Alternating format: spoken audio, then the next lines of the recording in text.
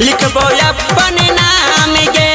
चढ़ल जवानी पतोरा गे छवरी लिखबो अपन नाम गे एबो मिलेला तोरा गे गोरखी खोलिहा खिड़की आराम से एबो मिलेला तोरा गे गोरखी खोलिहा खिड़की आराम से मिलेला गोरखी।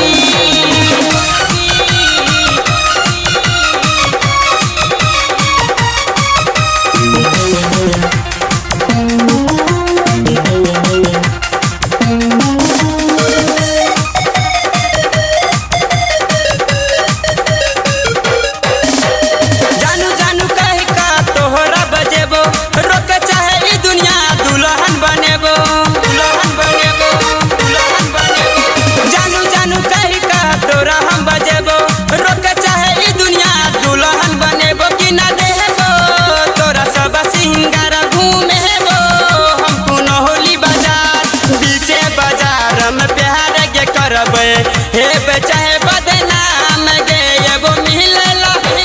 मिलेला तोरा के गोरखी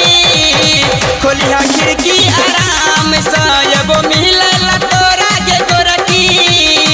खोलिहा खिड़की आराम से मिलेला अबिया हमरा के छौरी तू सुबह शाम का एबो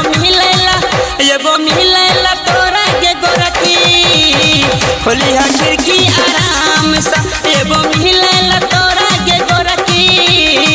खोलिहा खिड़की आराम से खोलना तोड़ देबो।